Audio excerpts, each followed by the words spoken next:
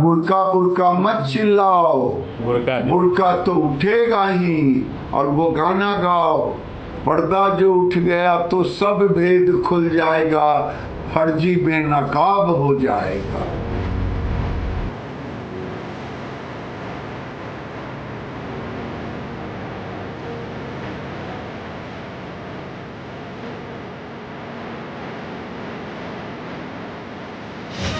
कांग्रेस और आरजेडी ने सबों बार छोड़ा है कि विकास नहीं बुरका चाहिए। उनको विकास नहीं चाहिए, उनको तो बुरका चाहिए।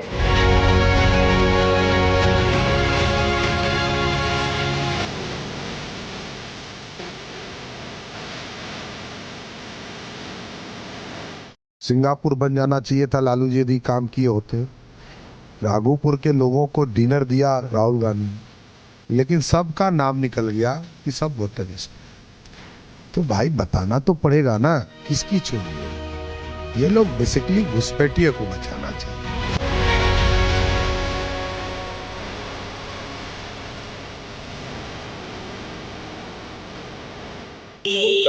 महिलाओं की पहचान करने का वो उनकी ही गाइडलाइंस के खिलाफ है।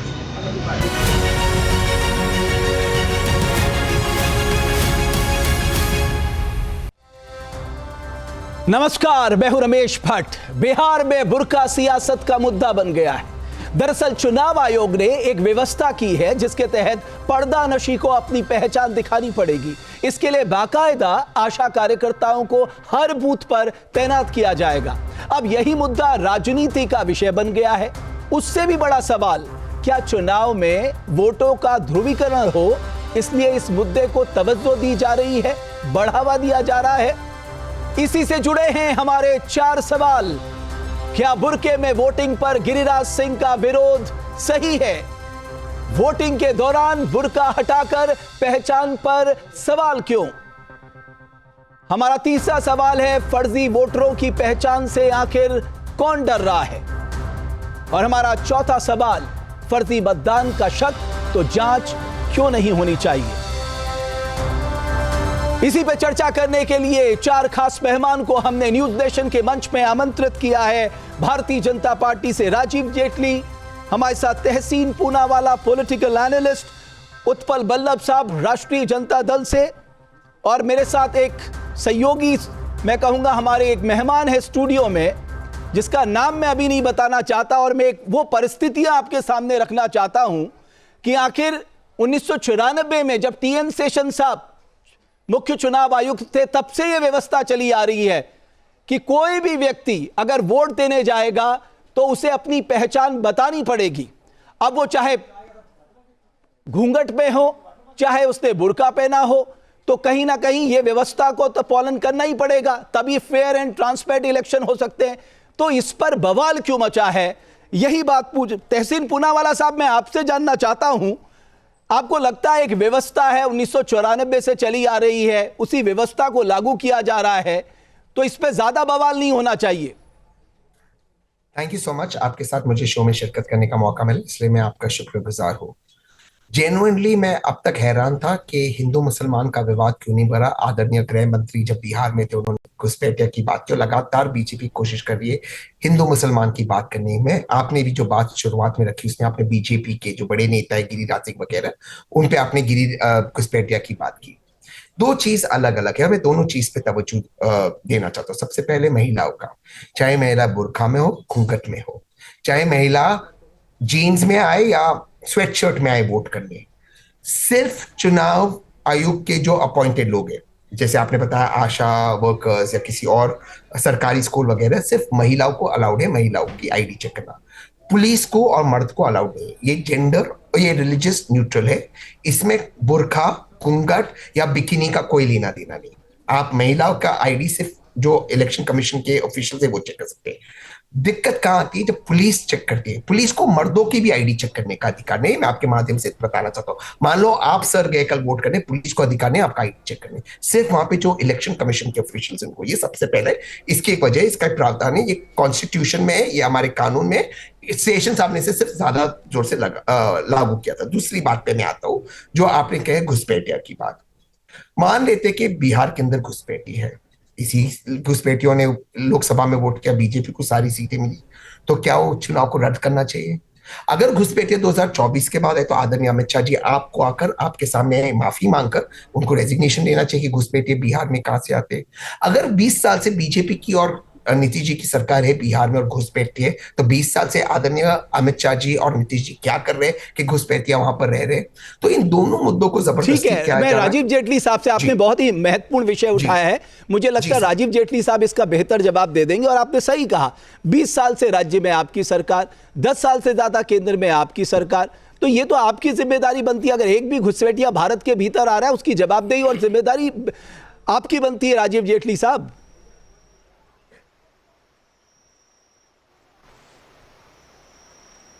नहीं भट्ट साहब, आप तहसीन पूनावाला जी को मैं अलग तरीके से लेता हूं। अभी एक ब्रेक करिए, ब्रेक करने के बाद तहसीन भाई को बुर्का पहनाइए, उनके नीचे राजनीतिक विशेषज्ञ लिखिए, और उसके बाद हमसे बोलिए कि पहचानिए कि कौन है। मैं नहीं पहचान पाऊंगा।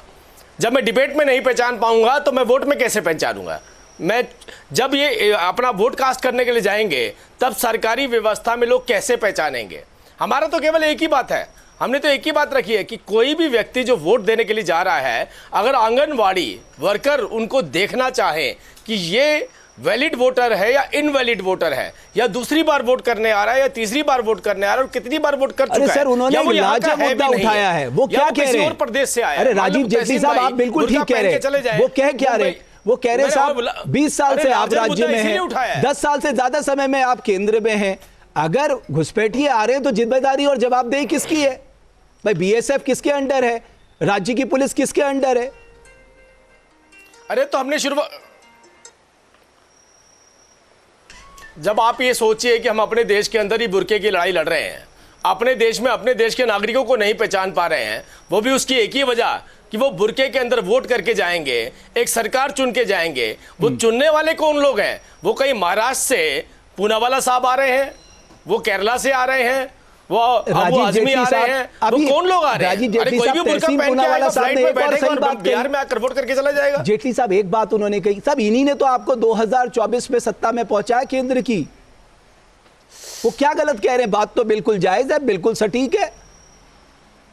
अच्छा तो अच्छा नहीं, यही सच्चाई है।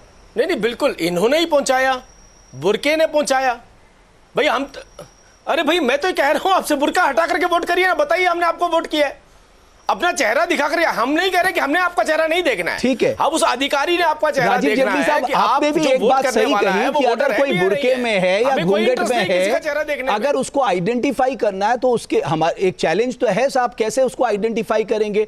हमारी जो मेहमान स्टूडियो में है, आप में से कोई नहीं उनको पहचान सकता, जबकि वो जानी मानी राजनीतिक विश्लेषक है। ये दिक्कत तो है। तो मैं चाहता हूं आप मुझे बताइए, ये जो एक प्रोसीजर, ये बहुत लंबे समय से जो चुनाव आयोग ने लागू करने की बात कही है, बाकायदा आशा कार्यकर्ती को वहां पर तैनात किया है, इसमें गलत क्या है? मैं आपसे पूछ रहा हूं जो मेरे साथ स्टूडियो में बैठी। नहीं, अभी आप मुझे बुर्के में देख रहे हैं जी। क्या मेरे भाई, मैं जेटली जी को भी जानती हूँ, तहसीन पूनावाला भाई भी पहचानते हैं अच्छे तरीके से, सब लोग जानते हैं। बताएं मैं कौन हूँ, पहले आप यही पूछ लीजिए इनसे। बस मैं अपनी बहन को मैं सॉरी इंटरप्ट कर रहा हूँ। मैं अपनी बहन को नहीं पहचान पा रहा हूँ, मैं अब सच्चाई बोल रहा हूँ। तो इसीलिए आप मुझे जानते हो और मैं आपको नहीं जानता, सोचिए। तो ये वन वे ट्रैफिक हो गया, आप तो हमें देख सकते हो, हम आपको नहीं देख सकते। तो यही अधिकारियों के साथ चुनौती आने वाली है। इसका मतलब मेरा, आगे बताएं रमेश भाई, जब मेरा चेहरा कोई देखेगा तभी पहचान पाएगा कौन है ये। फिर मुझे लगता है इस व्यवस्था से किसी को तकलीफ होनी नहीं चाहिए, कोई सवाल उठना ही नहीं चाहिए। ये तो एक प्रक्रिया है साहब कि सही व्यक्ति। क्या मैं ये खोल दूं अगर आप कहें तो? हाँ, आप उतार सकती है। तब शायद मेरे को पहचान पाए।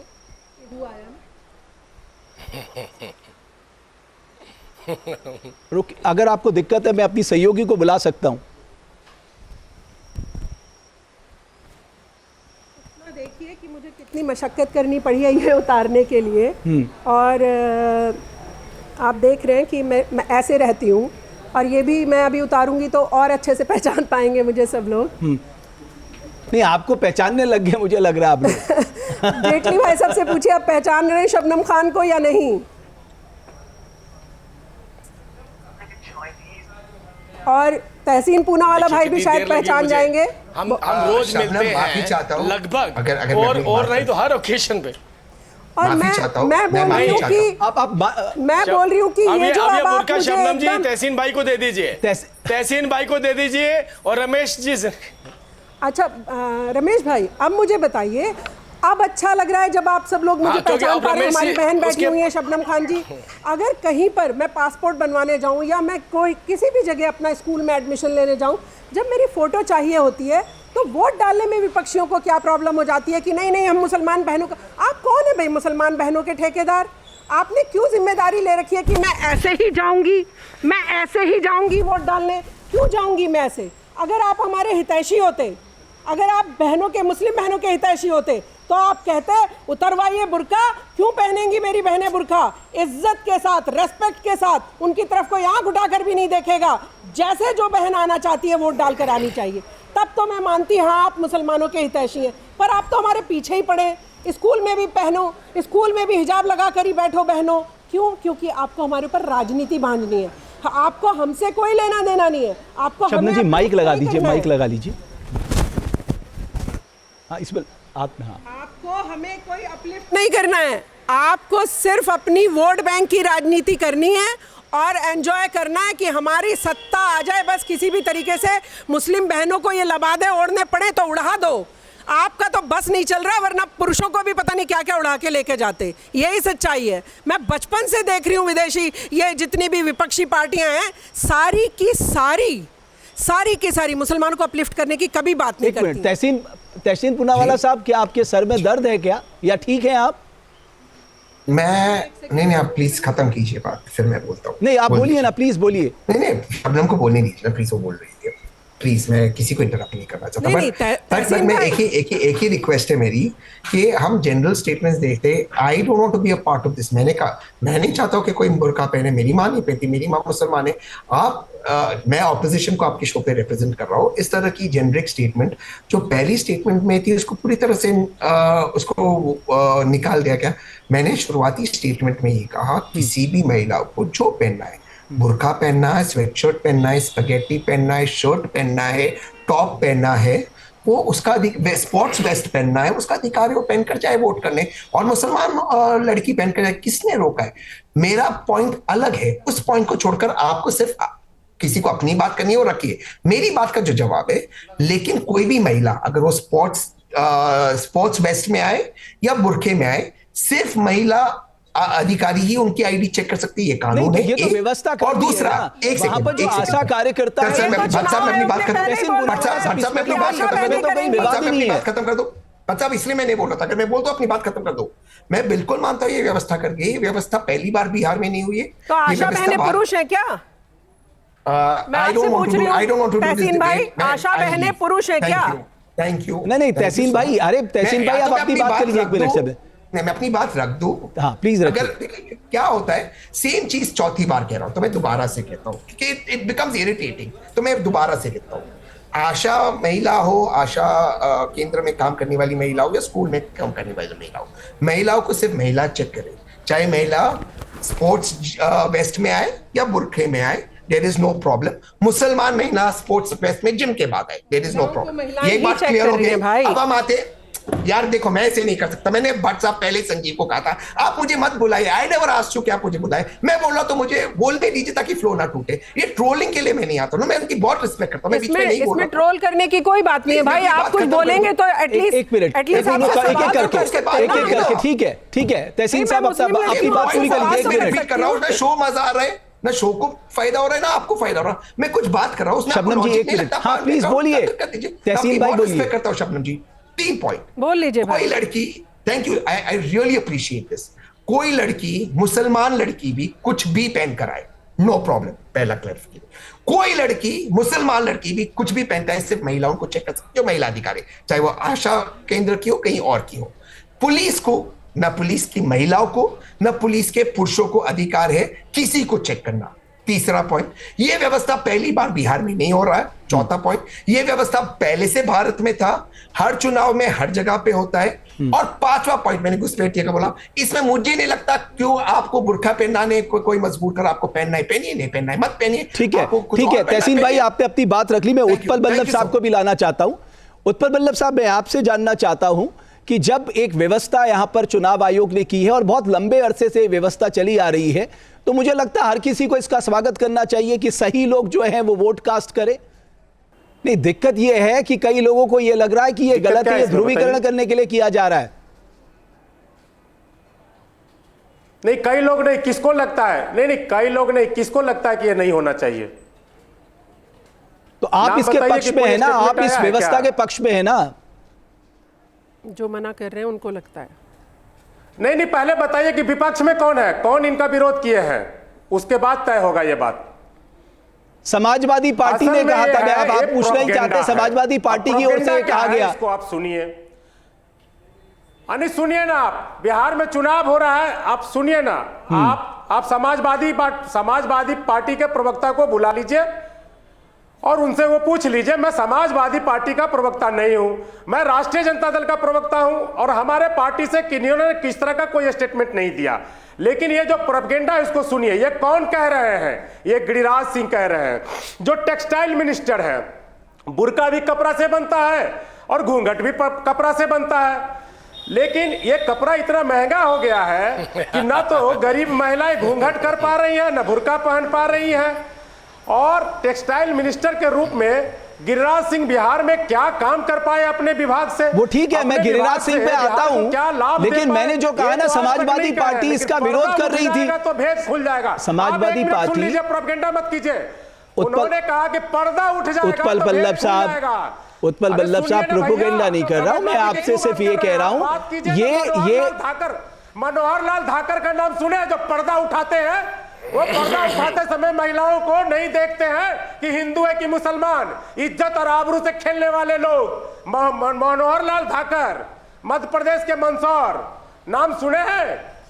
वो न तो मुसलमान देखते हैं, न हिंदू देखते हैं, और उन्हीं को गिरिराज सिंह करते हैं। पर्दा उठ जाएगा। ये पर्दा उठाने वाले लोग, ये महिलाओं का अपमान करने वाले लोग, ये जो महिलाओं को कहते हैं कि कब्र से निकाल कर बलात्कार करो, ये प्रोपेगेंडा जो है ना, नहीं चलने वाला है। पहचान होनी चाहिए, चाहे बुर्का में हो या घूंघट में हो, सही मतदाता ही मतदान करे। एक चीज, अरे उत्पल साहब, वो आपने जो बात रखी गिरिराज सिंह जी के ऊपर, ठीक है, लेकिन असली नाराजगी जो बता नहीं पाए, उत्पल बल्लभ साहब, असली नाराजगी जो है वो समाजवादी पार्टी ने जताई। समाजवादी पार्टी और आपका रिश्ता क्या है? आरजेडी का किसी से छिपा है क्या? कपड़ा चाहिए। अरे आप नॉन स्टॉप बोले जा रहे हैं। ये कपड़ा तो नहीं दे पा रहे हैं। ये कितना महंगा कपड़ा उत्पल साहब बैठे क्या? लोग बदन नहीं ढक पा रहे हैं। उत्पल साहब, एक मिनट, अभी आप खाने की बात कर रहे हैं। उत्पल साहब, आपने कुर्ता पजामा पहन रखा है भाई कि नहीं? कर रहे हैं। अब कितना आपका भी छिन गया? और जब पर्दा उठाने लगते हैं ये लोग, तो मनोहर लाल धाकर जैसे लोग हिंदू और मुसलमान नहीं देखते हैं। अरे धाकर को फांसी पे चढ़ाओ ना, किसने रोका है? जो भी महिलाओं के खिलाफ बात करे उसको फांसी पे चढ़वाने के लिए चलो सब लोग साथ। नहीं, ये उस क्षेत्र की महिला है, नहीं ये उस राज्य की महिला है, नहीं ये उस पार्टी की महिला है। किसकी सरकार है? इस महिला के लिए स्कूटी पे बैठ के जाऊंगी, प्रियंका जी कहती हैं, लेकिन किसी और जगह की हो उसके लिए नहीं जाऊंगी। फांसी पर चढ़ाने में तो राष्ट्रीय जनता दल के लोग समर्थन करेंगे उस कानून को बनाने में। आप चढ़ाओ, प्रोपेगेंडा नहीं करो। हम तो महिलाओं की आवाज उठाते हैं, आप लोग कब आते हो बाहर? आप तो ये देखते हो बस बीजेपी, बस मोदी जी, बस मोदी जी, बस मोदी जी। आपको कोई और जनता का काम ही नहीं है। आपको सिर्फ ये है सत्ता आ जाए किसी तरीके से, देश तरक्की ना करे, बहनें आगे ना बढ़े। बात करते हैं, इससे बेशर्मी कुछ नहीं हो सकती है। भारत के इतिहास में इससे बेशर्मी कुछ नहीं हो सकती है। ठीक है, राजीव जेटली साहब, आप राज में किसने छोड़ा है महिलाओं को? आप लोगों के राज में क्या क्या हुआ है वो याद नहीं है आप लोगों को? आरजेडी वाले भाई को बोल रही हूं मैं, अपने बड़े भाई को, कि आप लोगों के राज में जरा याद कर लो क्या क्या हुआ है। नहीं अरे यूं ही दिन दहाड़े आपने शोरूम के शोरूम लूट लिए, यूं ही दिन दहाड़े बहन बेटियां गायब हो गई। आप बात कर रहे हो आज की? सबनम बहन ऐसे लोगों से बच के रहिए। 700 किलोमीटर दिल्ली से अकेले पैदल यात्रा करी मैंने, उठा दो पर्दा। मुझे अब समझ लीजिए, अगर इन लोगों की खुली छूट मिल जाए तो क्या क्या करेंगे। बच के रहिएगा सबनम बहन, ये धाकड़ जैसे लोगों से सबनम खान की बच के रहिएगा। ये लोकतंत्र के दुश्मन है, ये भाईचारे के दुश्मन है, ये प्रोपेगेंडा कर रहे हैं, ये चुनाव में हिंदू मुसलमान कर रहे हैं। क्योंकि विकास की बात पर इनको विकास की बात से डर लगता है। युवाओं के रोजी और रोजगार की बात नहीं करेंगे, ये शिक्षा और स्वास्थ्य की बात नहीं करेंगे, ये महिला सुरक्षा की बात नहीं करेंगे। अरे वो क्या कह रहे हैं? यही सब बात करेंगे। इसलिए बहन साजिश का शिकार मत होइए। अरे वो साजिश का शिकार नहीं हो रही है, वो कह रही है कि आपके कार्यकाल में महिलाएं कितनी सुरक्षित थी। जब 90 से लेकर 2005 तक आप थे, तब कितनी महिलाएं सुरक्षित थी? डाटा दीजिए जरा इन्हें, चाहे गूगल पे सर्च करके दिखा दीजिए इनको डाटा जरा, इनके समय का डाटा दिखाइए। अब वो कपड़ा को उतार कौन रहा है? हिम्मत भी नहीं थी बहनों की बाहर आ जाएं। इस पर बात कौन करेगा?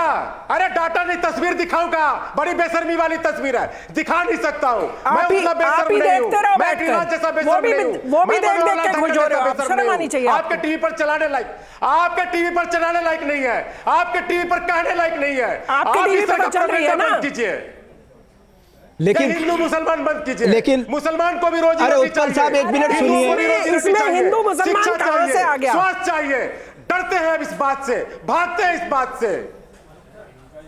राजीव जेटली साहब आप सुन रहे हैं ना? आप महिलाओं का घूंघट उठाइए। उत्पल बल्लभ साहब कह रहे हैं कि साहब ये चुनाव के समय आप इसलिए ये मुद्दा लेके आते हैं क्योंकि राजनीतिकली पॉलिटिकली आपको सूट करता है। ये बीच सड़क पे, भरत सड़क पे उठा दिया, इज्जतों को नीलाम कर दिया आप लोगों ने, महिलाओं की। अरे ठीक है रमेश भाई, ऐसा है, चंद मौलवी ऐसे हैं जिन्होंने मुस्लिम महिलाओं को दड़बे में डाल करके, सुनिए, अरे ये बोलते ही चले जाएंगे क्योंकि ये मुद्दे की बात पे इसलिए नहीं आएंगे क्योंकि बुरके के अंदर कौन है वो आइडेंटिफाई होना चाहिए या नहीं होना चाहिए, ये आपकी डिबेट का सब्जेक्ट है। उसके अलावा ये सब कुछ बोल रहे हैं। मैं आपसे कह रहा हूं, चंद मौलवियों ने मुस्लिम महिलाओं को दड़बे में बंद करके और उसकी चाबी जो है वो कांग्रेस पार्टी को दे दी है, वो लालू जी को दे दी है, वो अखिलेश जी को दे दी है। अभी जब चाहेंगे वो चाबी खोल सकते हैं, ताला खोल सकते हैं और मुस्लिम महिलाओं को बाहर निकाल सकते हैं। इन्होंने दड़बे से बाहर निकलने ही नहीं देना। आज मेरी बहन कह रही हैं, अभी आपने देखा शबनम जी ने कहा कि भाई मेरे ऊपर मेरे ऊपर क्यों थोपा जा रहा है, इसको बुर्का मेरे ऊपर क्यों थोपा जा रहा है, वो बाहर निकलना चाहती है। लेकिन ये लोग बीच में अड़ंगा लगा करके खड़े हैं। ये राजनीतिक बिल्कुल सही कहा राजीव जेटली साहब, ठेकेदारी जो मौलवियों राजीव जी आपने बिल्कुल सही कहा। मौलवी इनके साथ मिलके ऐसी वोटिंग करवाना चाह रहे हैं मुसलमानों की। भाई आरजेडी वाले भाई और दूसरे जो बैठे हैं मेरे भाई कांग्रेस के। एक मिनट मैं आ रहा हूं, शबनम जी आ रहा हूं। राजीव जेटली जी आपने बिल्कुल सही कहा कि आपने इन लोगों के लिए, लेकिन आप बिहार की राजनीति में इसको क्यों थोप रहे हैं? बुर्का पॉलिटिक्स में क्यों बार बार बुर्का का जिक्र हो रहा है? वहां बेरोजगारी का जिक्र होना चाहिए, वहां दूसरे मुद्दों का जिक्र होना चाहिए। अरे मनोहर लाल ठाकर पे कुछ सवाल कीजिए ना कि वो अरे ठीक है साहब, किए थे वो कोई मुस्लिम महिला थी क्या? उत्पल बल्लभ साहब एक मिनट रुक जाइए ना, आप बिल्कुल नॉन स्टॉप बोलते हैं। बेरोजगारी ना हो हाँ, बेरोजगारी, रमेश जी बेरोजगारी ना हो इसलिए आइडेंटिफाई करने की जरूरत है। कानून व्यवस्था ना पकड़े इसलिए आइडेंटिफाई करने की जरूरत है। ठीक है, गुंडा राज वापस ना हो तो आपको चिंता है ना जेटली साहब, आपको चिंता है ना जेटली साहब, आपको इस बात की चिंता है ना, आइडेंटिफाई करने की जरूरत थी। मैं आ रहा हूं राजीव जेटली साहब, आपको इस बात की चिंता है ना कि घुसपैठिए कहीं वोट ना डाल दें। यही तो आपका मेन, जो आपकी चिंता का या चुनाव आयोग की चिंता का कारण है वो यही है ना। मैं तो अरे मैं तो अब सुनिए, बिल्कुल यही है भाई, यही है। उपल साहब चले जाए बुर्का पहन के, आप पहचान लेंगे क्या? अभी बिठा दीजिए डिबेट पे उपल साहब को, अभी बुर्का पहना के बिठा दीजिए। हम नहीं पहचान पाएंगे कौन बोल रहा है। जब ये हम नहीं पहचान सकते डिबेट पे तो वहां वोटिंग कौन पहुंचाएगा बताइए? वो जब वोटिंग करने जाएंगे उस टाइम भी तो अब ठीक है, अब ठीक है शबनम जी, अरे तो बुर्का पहन के बैठी मैं अपने भाइयों से, ठीक है जेटली साहब अभी रुक जाइए। हाँ प्लीज बोलिए शबनम जी। मैं अपने भाइयों से सिर्फ एक सवाल कर रही हूँ, आप सब पारदर्शी चुनाव चाहते हैं या नहीं चाहते हैं? बस पहले ये जवाब दीजिए। सबको पारदर्शी चुनाव चाहिए कि नहीं चाहिए? आपको भी पारदर्शी होना चाहिए, लेकिन ये तो भाई पारदर्शी में तभी तो पता चलेगा। ऐसे शबनम खान की जगह कोई और डाल के आ गई तो कैसे पता चलेगा? अरे वही तो पूछ रहे, कैसे डाल के आ जाएगी? कैसे नहीं डाल? हमारे चुनाव आयोग की प्रक्रिया पे सवाल उठ जाएगा। इतनी बरसों बरस से चलता आया है ये। अरे इतना बड़ा जो अभी जो SIR की पूरी प्रोसेस हुई है, उसके बाद तो भरोसा होना चाहिए ना कि गलत लोग नहीं आए होंगे, सारे गलत लोग बाहर कर दिए गए होंगे करके। इसीलिए तो ये शोधन का पूरा प्रक्रिया चली है, SIR पूरी प्रोसेस इसीलिए चली है। देखिए बुरके में कौन डाल के आ रहा है? कांग्रेस और बल्कि मेरे RJD वाले भाई को तो और ज्यादा खुश होना चाहिए कि बीजेपी अपनी वोट भी नहीं डलवा पाएगी बुरके में ले जाके किसी को। कोई हिंदू बहन भी बुरका ओढ़ के नहीं जा पाएगी। आपको तो खुश होना चाहिए, आपको तो सहयोग करना चाहिए इसमें, आपको तो बाहर आके कहना चाहिए बिल्कुल सही कर रहे हो। स्कर्ट, पैंट, जींस सब उतार देंगे ये लोग। ओहो, आपने बहुत पहना दी थी भाई, रहने दीजिए। जाना चाहिए, ठीक है, या अभी किसी महिला को अधिकार होना चाहिए बुर्का चेक करने का। बोलिए ना इस बात को, बोल के दिखाइए। मनोहर लाल ठाकर प्रधानमंत्री जी के बहुत प्रिय, जो बगल में खड़ा होते हैं। ऐसे तो लालू जी के भी साथ पता नहीं कौन कौन है भाई। अरे भैया बुर्का इससे पता चल रहा है आप लोगों की मानसिकता है। ये प्रोपेगेंडा मत अभी ठीक है, मुसलमान का आप विकास के एजेंडा ठीक है, अभी ठीक है जवानों के रोजगार। तहसीन पूनावाला साहब, अब सवाल ये आता है कि ये जो लार्जर डिबेट है वो घुसपैठ में जाके रुकती है। 1 मिनट रुक जाइए जेटली साहब, मैंने आपको समय दिया, आपको सुना। 1 मिनट अब तहसीन पूनावाला साहब को, और आप चुप रहिएगा, उन्हें अपनी बात करने दीजिए। अब सवाल आता है कि घुसपैठ पे किसने कितनी कार्रवाई की? 11 साल केंद्र सरकार में रहने के बाद घुसपैठिया मुक्त भारत बनाने में किसने कितना ज्यादा काम किया, इस बात पे भी चर्चा होनी चाहिए इस देश में। तहसीन पूनावाला साहब। थैंक यू, बिल्कुल होनी चाहिए। यूनियन होम मिनिस्ट्री का डेटा मेरा डेटा नहीं, आदरणीय अमित शाह जी की डेटा है। पार्लियामेंट के अंदर ये डेटा दिया गया था कि 2023 तक टोटल जिन्होंने जितने यूपीए सरकार NDA 1 NDA 2 यानी मोदी जी 1 मोदी जी 2 की सरकार ने घुसपैठे निकालते, वो कुल मिला के 5000 थे, और मनमोहन सिंह जी की सरकार ने 70,000 लोगों को निकाले थे। ये केंद्रीय डेटा, इसको फैक्ट चेक कर लेना। दूसरी चीज पे मैं आता हूँ, बात ये भी नहीं है कि कौन है। अगर ये घुसपैठे इसके बाद आए, जैसे आदरणीय किरण रिजिजू जी 2018 में पार्लियामेंट में बोलते समय कहे कि अधिकतर रोहिंग्या भाई बहन जो या घुसपैठिए या जो भी आप उनको बोले सिटीजन भारत के अंदर आए, ये 2016 के बाद आए। भट्ट साहब आप में से ज्यादा विद्वान है, ये 2016 के बाद किसकी सरकार थी? ये ऑन रिकॉर्ड उनका बयान है, इसको भी आप फैक्ट चेक कर देना। तीसरी बात, 80% उन्होंने कहा 2016 के बाद आई। तीसरी बात, बीजेपी के सारे प्रवक्ताओं की मैं बहुत रिस्पेक्ट करता हूँ, राजीव जी उनके सबसे बेहतरीन प्रवक्ताओं में से एक है। ये लोग सारे टीवी पे आके कहते हैं कि इनको निकालना चाहिए, तुषार मेहता जी भी सुप्रीम कोर्ट में कहते हैं इनको निकालना चाहिए, फिर जाते इनको यूनाइटेड नेशंस का ह्यूमन राइट्स कार्ड दे देते। हालांकि अब यूनाइटेड नेशंस रेफ्यूजी ट्रीटी के सिग्नेटरी नहीं है, तो आप भी जानते हैं भट्ट साहब, बट जाते इनको यूनाइटेड नेशंस का कार्ड देते। हरदीप पुरी साहब ट्वीट करते, उनके लिए नया फ्लैट बनाए, फिर क्रिटिसिज्म के बाद वो ट्वीट को डिलीट करते। तो सब इसमें हम विपक्ष कहां से आए? फिर आ जाते हैं हम चुनाव के मुद्दे पे। दो चीजें, एक घुसपैठिए है, मान लो कांग्रेस खराब थी, लालू जी खराब है, ममता जी खराब है, अखिलेश जी खराब है, भैया 11-12 साल से आप सरकार में आप क्या कर रहे थे? 5000 को क्यों निकाला? तो आप रिजाइन कीजिए। दूसरी बात, बहनों की बात, महिलाओं की बात मैं अब भी कह रहा हूं, कोई भी महिला को, कोई भी मुल्ला मौलाना, कोई भी पंडित साहब कोई महिलाओं को नहीं बांध सकता। ये एक आजाद मुल्क है। पहली, very clear on it, extremely clear. मैं वो व्यक्ति हूं जिसने एक अभिनेता को क्रिटिसाइज किया, जिस जाकर एक मौलाना को मिली उन कपड़ों में जो उसको आम में ही पहनती, वो बुरके में जाकर मिली, तब वो आम जिंदगी में नहीं पहनती। आई एम वेरी क्लियर कि महिलाओं को उनका अधिकार होना चाहिए, no one has a right. लेकिन हम बात को कंफ्यूज कर रहे हैं। जैसे राजीव भाई बताया, अगर कोई महिला जाएगी उसको आइडेंटिफाई कैसे करेगी? दो चीज, वो अपना चेहरा उस इलेक्टोरल ऑफिसर जो महिला है जो उसको दिखाएगी, और अपना वोटर आई कार्ड दिखाएगी। वोटर आई कार्ड नहीं है तो 11 दूसरे दस्तावेज है जिसमें आधार है। अब आप ये कहते हैं कि उसमें से कोई घुसपैठिया रोहिंग्या बांग्लादेशी आ गया, वो महिला की जगह ले लिया, उसने आधार बना दिया, बायोमेट्रिक्स करते, और वो चेहरा नहीं दिखा रहा, तो भैया आप क्या, आपकी व्यवस्था खराब ठीक है। आप एक बात पे जेटली साहब, मुझे लगता है तहसीन पूनावाला साहब आपने बात रख ली। जेटली साहब, एक और मैं आपके साथ, अभी तहसीन भाई ने भी कहा 16 नवंबर 2016 को केंद्रीय गृह राज्य मंत्री तब किरण रिजिजू थे, उन्होंने कहा साहब 2 करोड़ से ज्यादा बांग्लादेशी हैं। लेकिन अगर आप डिपोर्टेशन का आंकड़ा देखेंगे, यूपीए सरकार के मुकाबले अगर मैं एनडीए सरकार की बात करूं तो साहब धरती आसमान का फर्क है। अब आपने कहा साहब घुसपैठिया, रोहिंग्या, बांग्लादेशी, लेकिन जब एक्शन लेने की बात आ रही वो तो दिख ही नहीं रहा। और ये मैं खुद नहीं कह रहा हूं, ये पार्लियामेंट में रखा गया आंकड़ा है जो सामने है आपके। 2010 में 6290, 2011 में 6771, 2012 में 6537, 2013 में 5234। अब जो आपका कार्यकाल आता है, जेटली साहब गौर से सुनिएगा जरा, 989, 15 में 474, 16 में 308 और 17 में 51 ओनली। तो साहब जब आप कह रहे हैं तो वो कहना चाहिए ना कि आप जो कह रहे हैं वो एक्शन में दिखना भी तो चाहिए जेटली साहब।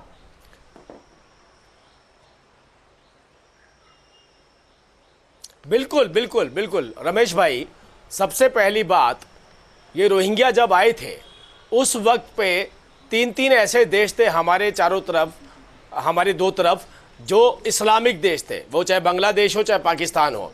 इन्हें म्यांमार के अंदर बंगाली मुसलमान कहा जाता है, रोहिंग्या शब्द हमने दिया था, और ये दिया था यूपीए सरकार ने, ताकि भारत के अंदर जब इनकी एंट्री हो उस टाइम पे ये फीलिंग नहीं आनी चाहिए कि कौन लोग आ रहे हैं, इसलिए एक नया शब्द दिया गया रोहिंग्या। अगर आप म्यांमार के अंदर जाकर देखें उन्हें रोहिंग्या नहीं पता। और जिनकी एंट्री को किसने बैन किया, बांग्लादेश ने भी बैन किया और पाकिस्तान ने भी बैन। मैं बता रहा हूं, इसी पे आ रहा हूं। तो इतनी लंबी हिस्ट्री मत बताइए, आप ये बताइए कि कार्रवाई क्यों नहीं हुई, मैं मुद्दे पे बाहर किया गया, इसी पे आ रहा हूं।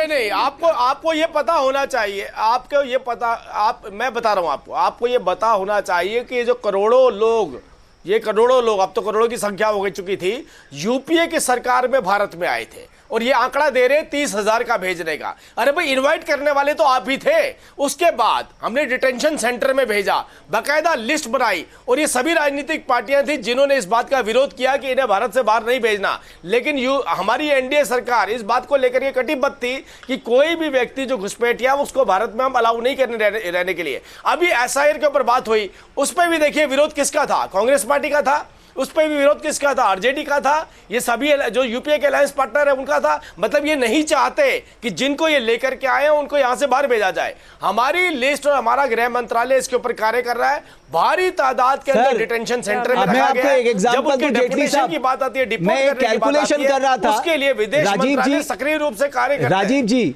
मैं कैलकुलेशन कर रहा था कि अगर मान लीजिए आपने जो पार्लियामेंट में आंकड़ा दिया 2 करोड़ घुसपैठियों का, अगर 4 साल में केवल 2000 को आपने डिपोर्ट किया, तो इस हिसाब से आपको 2 करोड़ को डिपोर्ट करने में 40,000 साल लगेंगे सर, जो रफ्तार है आपकी।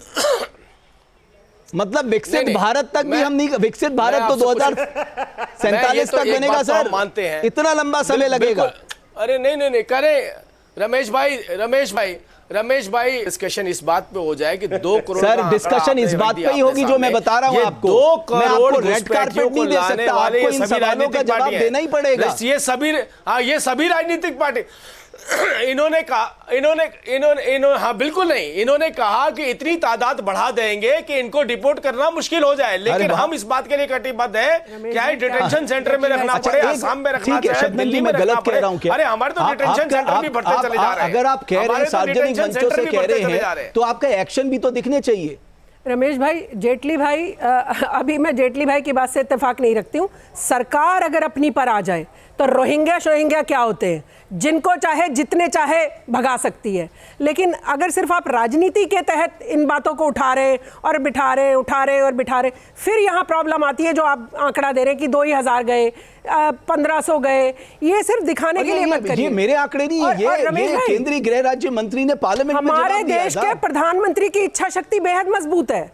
वो चाहे तो जितने चाहे बाहर भगाए जा सकते हैं। आप थोड़ी इच्छा शक्ति और मजबूत करिए।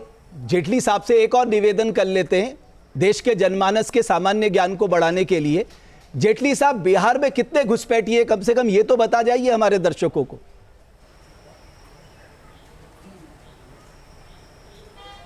ये बिल्कुल यही तो आंकड़ा रखना है, यही आंकड़ा इलेक्शन कमीशन ने आपके सामने रखना था, जिसका विरोध किया गया। कितने हैं इसका भी पूरा चिट्ठा तैयार हो चुका है। और आपने जो डिबेट रखी थी आज, वो इस बात को लेकर के रखी थी। अभी घुसपैठियों की बात नहीं हो रही है, अभी तो तहसीन पूनावाला जी की बात हो रही है कि क्या तहसीन, नहीं क्या, एक मिनट रमेश भाई, एक बार बताइए आप मुझे। मैं सिर्फ एक छोटा सा निवेदन आपसे करना चाह रहा हूं, वो मुहूर्त कब आएगा जब ये आंकड़ा आप देश के सामने रखेंगे? क्योंकि बिहार में तो मुख्य चुनाव आयुक्त और दोनों चुनाव आयुक्त मौजूद थे और उनसे बाकायदा सवाल भी पत्रकार ने पूछा था, सर इलीगल माइग्रेंट्स कितने आए इस शोधन के बाद, क्या पता है? कोई आंकड़ा नहीं आया देश के सामने।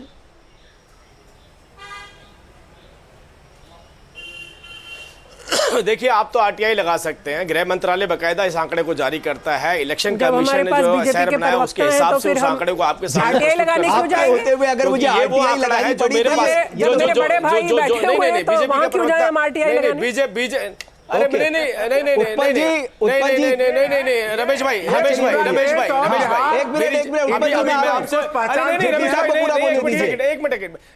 मिनट मैं इंटरप्ट कर रहा हूँ, एक मिनट हाँ सर, एक मिनट रमेश भाई बोलिए। ये कुछ क्वेश्चन आपने मेरे सामने ऐसा रखा कि मैं आपसे पूछूं, अभी मुझे बताइए आपके अंदर कितने पैसे पड़े हैं पर्स के अंदर, क्या आप निकाल करके गिनेंगे या मुझे बता देंगे? जब से आपकी सरकार ने यूपीआई लाए, मैंने पर्स रखना छोड़ दिया। उस बात पे रखा होता, मैं यूपीआई इस्तेमाल करता हूं सर, मैंने आपको तुरंत जवाब दे दिया। मैं यूपीआई का इस्तेमाल करता हूं, मैं पर्स नहीं रखता, आप पता कर लीजिए। पिछली पांच ट्रांजैक्शन बताइए आप अपने। चलिए एक मिनट, हम तो गरीब आदमी, हमारी ट्रांजैक्शन कम है। उत्पल वल्लभ साहब के पास आऊंगा। तहसील भाई बोलिए। मेरे बटुए में 2300 रुपए, उस 500 रुपए मेरे अभी कॉफी के लिए गया था आपके शो में आने से पहले, और पिछले 4 ट्रांजैक्शन भी बता दूंगा। बेटे के लिए गिफ्ट खरीदा, कुछ खाना लिया था, मैं ट्रांजैक्शन बता सकता हूं। बात ट्रांजैक्शन की नहीं है। अगर जेटली साहब ने 2 बहुत डिस्टर्बिंग बातें की। एक, उन्होंने कहा कि जो इलीगल इमिग्रेंट्स है वो इलेक्शन कमीशन बताएगा, और आपने बिल्कुल सही बात साहब पूछा कि इलेक्शन कमीशन ने उनके बारे में कुछ बात नहीं की। अगर वैसे रमेश भाई डिबेट इस पर थी कि ये लगा के, ये तो हो गया ना क्लियर, ये तो बिल्कुल क्लियर है, किसी को कोई नाराजगी नहीं। आरजेडी वाले भाई सब तो अभी धाकड़ के ही पीछे पड़े, धाकड़ को फांसी पे नहीं चढ़वाने गए, लेकिन ये नहीं बताया कि भाई ट्रांसपेरेंट होना चाहिए इलेक्शन की नहीं, इसकी जरूरत नहीं है ना किसी को भी, सबकी जांच होनी चाहिए और अच्छी तरह से होनी चाहिए। महिला के लिए वो व्यक्ति कलंक है बहन जी, हर एक जो भी किसी भी पार्टी का हो जो महिला की तरफ आंख उठाकर देखता हो, सबकी आंखें फोड़ी जानी चाहिए। शिफ्ट कर दिया और बुरके से उठा करके, अपनी बात खत्म कर दूं सर। एकदम रमेश भाई अरे सर आप परेशान मत होइए, एकदम से इन्होंने एक बात बताइए, शिफ्ट किया, दोनों ने मिलकर इसी बात का ना शिफ्ट नहीं किया। एक बात बताइए, बुरके में कौन आएगा भाई? बुरके में वही आएगा ना, कोई इलीगल माइग्रेंट्स कोई वोट ना डाल दे, ये एक बड़ी चिंता है ना। नहीं, किसने कहा? घूंघट में भी आ सकता है कोई इलीगल वोट डालने। चर्चा हो रही है इलीगल माइग्रेंट्स। बुरके में तो मैंने आपसे सबसे पहले बोला तहसीन भाई आएंगे, वो तो तहसीन भाई आएंगे, केवल बिहार में आएंगे, महाराष्ट्र में नहीं आएंगे। हमने कहा का इलीगल इमिग्रेंट्स केवल बिहार में आएंगे, हरियाणा में नहीं आए। आइडेंटिफाई करना कहीं पे भी बिल्कुल कहीं पे भी चेक करना चाहिए। एक्चुअली भाई कहना चाह रहे हैं कि जहां मुस्लिम कम्युनिटी ज्यादा है वहां पर रोहिंग्यास का खतरा भी ज्यादा है। लड़ाई वो चल रही है। एक सेकंड, मैं कुछ कहना चाहता हूं, पता होना चाहिए। आपका सवाल बिल्कुल दुरुस्त है, भाई को जवाब देना चाहिए कि रोहिंग्या का आंकड़ा कितना है, और अगर और वो भी बिहार में कितने हैं? हाँ, बिहार भाई में आपने इतनी बड़ी एक्सरसाइज की, डोर टू डोर जाके कैंपेन किया, अब आप आंकड़ा नहीं बताएंगे? जब आपके पास सब कुछ है, आंकड़ा है पूरा, तो बता दीजिए भाई। ठीक है, अभी तहसीन साहब को पूरा कर दीजिए, वल्लभ साहब उसके बाद आ रहा हूं। जेटली साहब एक मिनट रुक जाइए। आप गलत, अरे भाई आप गलत जा रहे हैं, आप आने नहीं, आप गलत जा रहे हैं। तो आप सही ले आइए अगर हम गलत जा रहे हैं तो। भारतीय जनता पार्टी ने नहीं की है, पहले करेक्ट करिए अपने आप को। वो एक्सरसाइज नहीं, वो exercise election commission of India ने की है। जेटली साहब मैं ये डिबेट कंडक्ट कर रहा हूं, मुझे ये नहीं पता होगा ये एसआईआर प्रक्रिया किसने की है। ये आंकड़ा आपको ईसीआई ने देना है। अरे सर एक बात मुझे बताइए, मुझे पता होगा ना कि ये एसआईआर प्रक्रिया ये चुनाव आयोग का काम है, इलेक्शन कमीशन ने करी है। ठीक है, एक मिनट, ठीक है तहसीन भाई। जेटली साहब की एक बात हम मान लेते, मैं हालांकि और कहना चाहता था, एक चीज हम चुनाव आयोग का काम है, मैंने एक चीज कहना मान लेते कि चुनाव आयोग का एक काम था कि वो एसआईआर करते, वो आपको बताना चाहिए कि कितने घुसपैठिए है। यानी कि सबसे पहली बात जेटली साहब आपके शो पे कहते हैं कि आदरणीय गृह मंत्री अमित शाह जी पूरी तरह से फेल है, उनके पास कोई इंटेलिजेंस नहीं है, उनको कुछ नहीं पता। वो इलेक्शन कमीशन जो एक professional agency to detect citizenship नहीं है, उस पर निर्भर करते, इसको हम मान लेते। अब आप आते हैं दूसरी बात पे, मान लेते सिटीजन है जो इलीगल इमिग्रेंट्स है जो भारत में आते घुसपैठियों ने वोट किया। फिर 2024 के आपके आस करते तीसरी चीज, अगर एक भी घुसपैठिया भारत के अंदर है तो ये हमारा संवैधानिक कर्तव्य है वर्तमान सरकार का कि उनको हथकड़ी पहनाकर उनके देश में भेजा जाए डिटेंशन सेंटर में। लेकिन भट्ट साहब मेरे से ज्यादा आप न्यूज़ कवर करते हैं। तहसीन भाई आपने आपने कुछ नहीं देखा है। ठीक है तहसीन भाई रख ली बुलाकर पाला तो तहसीन भाई ने था ना, मतलब कांग्रेस पार्टी ने, सॉरी तहसीन भाई ने नहीं, पर क्योंकि कांग्रेस पार्टी को रिप्रेजेंट कर रहे हैं, इतने सारे रोहिंग्या को बुलाकर पालने वाली तो कांग्रेस पार्टी थी ना भाई। इसमें भी मैं एक ही लाइन चाहूंगा, इसमें भी सच्चाई है। अगर आप 2017 का उस वक्त के किरण रिजिजू जी का स्टेटमेंट देखिए, वो कहते हैं रिजिजू जी को छोड़िए, मैं तो आपसे पूछ रही हूँ कि इनको पाल पोस के बड़ा किसने किया? अपनी बात रख दो, मैं अपनी प्लीज अपनी बात रख दो। Thank you. कि पार्लियामेंट के अंदर किरण रिजिजू साहब को छोड़ देते, पार्लियामेंट को तो हम सब आदर करते हैं, उसके अंदर वो स्टेटमेंट रखते हैं कि 80% उस 40,000 में से 2015 के बाद आए। अब आप मुझे बताएं कि मैंने उनको लाया, मैंने उनको पाला पोसा और हरदीपुरी उनके लिए फ्लैट बना रहे, ये कौन सी बात हुई?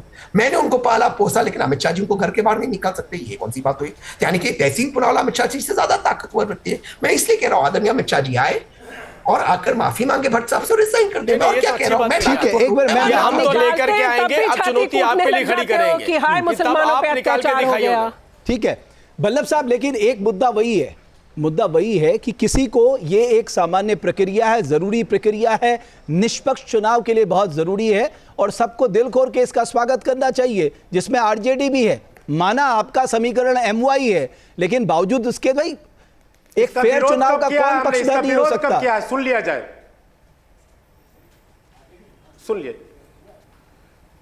सुन लीजिए। मतदाता की पहचान की जानी चाहिए, सही मतदाता ही वोट डाले, ये हम लोग भी चाहते हैं और हमारा भी है। चुनाव आयोग इसके लिए सक्षम है। ये चुनाव आयोग सक्षम नहीं है जो गिरिराज सिंह पर्दा उठाने की बात करते हैं, लेकिन एक बात कह दें, चुनाव आयोग का काम है। और ये पर्दा उठाने वाले लोग, घूंघट उठाने वाले लोग और निर्वस्त्र करने वाले लोग, ये देश की जनता पहचानती है। और इस पर्दे के पीछे में असल में ये लोग ये अपनी नाकामी छुपाना चाहते हैं। ये बिहार में नौजवानों की रोजगार चुराना चाहते हैं इस घूंघट और पर्दे के पीछे में। और ये बिहार की गरीबी के साथ ये खिलवाड़ करना चाहते हैं, ये किसानों के साथ अन्याय करना चाहते हैं, ये नौजवानों के साथ अन्याय करना चाहते हैं, ये महिलाओं के सम्मान के साथ खिलवाड़ करना चाहते हैं। इन सब को बिहार के लोग समझते हैं और ये हिंदू मुसलमान ध्रुवीकरण करके इन सारे मुद्दा पे ठीक है। अभी शबनम जी जवाब देंगी आपका। उत्पल साहब अब आप शांत रहिएगा। सजग है, समझदार शबनम जी, क्या ये वाकई मुद्दा पॉलिटिक्स का इसलिए हो रहा है क्योंकि ध्रुवीकरण की राजनीति हो रही, ये आपको लगता है बहुत जरूरी मुद्दा है? और ध्रुवीकरण हमेशा ना अभी विपक्षी पार्टियां करती हैं। अगर आपको लग रहा है बीजेपी इसका बेनिफिट लेना चाहती है, ऐसा कह के आप शांत रहते, आपको समर्थन करना चाहिए था, हाँ निष्पक्ष चुनाव होने चाहिए, पर आपको निष्पक्ष चुनाव नहीं चाहिए, आपको मुसलमानों की वोट चाहिए। मुसलमानों को बुद्धू बनाकर सालों साल आपने सत्ता की मलाई खाई है। मुसलमान बहन बेटियों को पूछता भी था कोई? रमेश भाई आप इतने सीनियर जर्नलिस्ट हैं, 2014 से पहले किसी मुस्लिम बेटी का नाम भी लिया जाता था? कोई ये भी कहता था इस भारत में मुसलमान महिलाएं रहती भी हैं या नहीं? कोई पूछता भी था?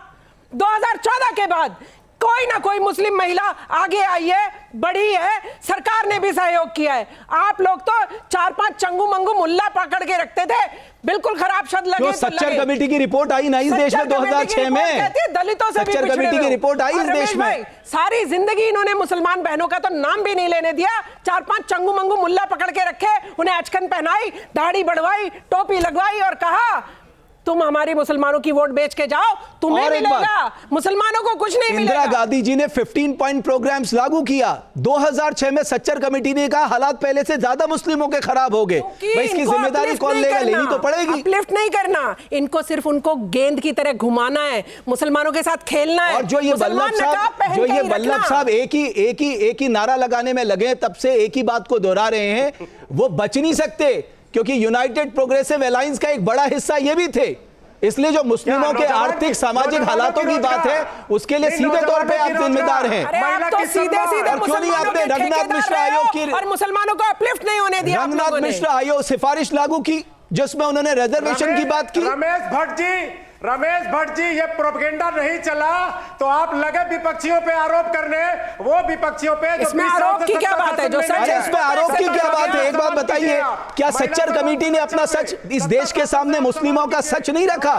रोजगार पे क्या सच्चर कमेटी ने कांग्रेस के राज क्या बात कर रहे हैं आप? कमेटी की रिपोर्ट लॉ एंड ऑर्डर है, महिलाओं की जो इज्जत आबरू के साथ राजेंद्र सच्चर साहब, जो जस्टिस राजेंद्र सच्चर ने इस देश के सामने मुस्लिमों का सच रखा ना, इस राज्य की बालिकाओं के साथ क्या हुआ? अरे बात कर रहे हैं आप। अरे भाई आप तो महिलाओं के साथ बरसों से खिलवाड़ी करते आए हो, ना पढ़ने देते थे ना आगे बढ़ने देते थे। बल्लभ साहब, ये बुर्का मैं अगर 90 से 2005 की बात करने लग जाऊं ना और आपको इंसिडेंट गिनाने लग जाऊं, की इज्जत आबरू लूटे गए, इज्जत आबरू लूटते समय यह नहीं देखा आप भी कम नहीं थे, यूं ही दिन दहाड़े उठा के ले जाते थे।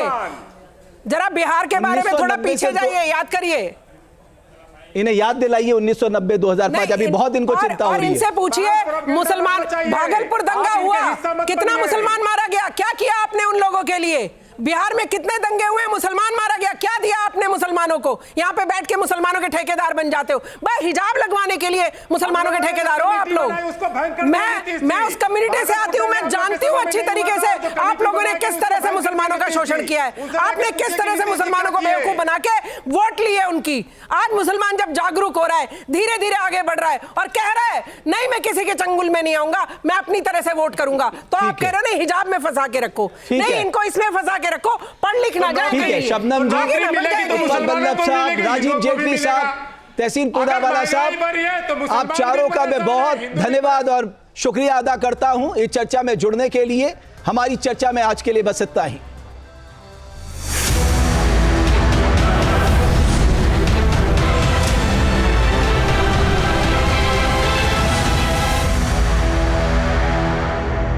जहां भक्ति है हर शब्द में, कथाओं में छुपे हैं दिव्य रहस्य और ज्योतिष देता है जीवन को दिशा। धर्म से जुड़ी हर बातों को जानने के लिए हमारे चैनल स्तुति को सब्सक्राइब करें। चैनल पर जाने के लिए इस लिंक पर क्लिक करें।